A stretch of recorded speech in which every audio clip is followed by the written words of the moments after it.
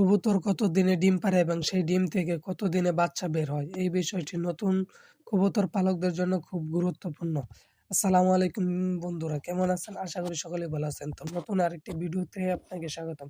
আজকে আমরা জানবো কবুতর কত দিনে ডিম বাচ্চা দেয়। আপনি কি নতুন কবুতর পালন শুরু করছেন?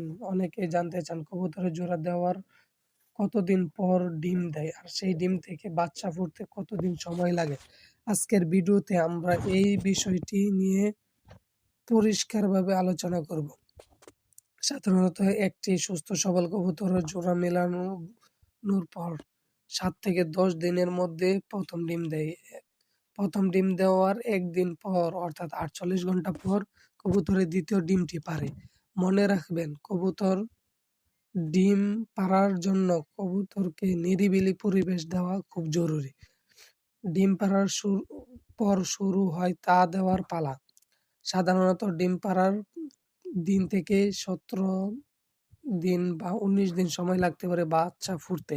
আবহাওয়া বা ওয়েদার জন্য কিছুটা পরিবর্তন কম বেশি হতে পারে। যেমন গরমকালে ১৮ দিনের মধ্যেই বাচ্চা ফুটে যায়, কিন্তু শীতকালে কখনো, কখনো ২০ দিন পর্যন্ত সময় লাগতে পারে। বাচ্চা ফোটার ওই সময় কবুতরকে একদম বিরক্ত করবেন না। আর কবুতরের খাবারে ক্যালসিয়াম ও ভিটামিন নিশ্চিত করুন যাতে বাচ্চার হাড় মজবুত হয়। যদি ২০ দিনের বেশি হয়ে যায় এবং বাচ্চা না ফোটে, অভিজ্ঞ কারো পরামর্শ নিন। অর্থাৎ চেক করে দেখুন ডিম নষ্ট হয়ে গেছে কিনা।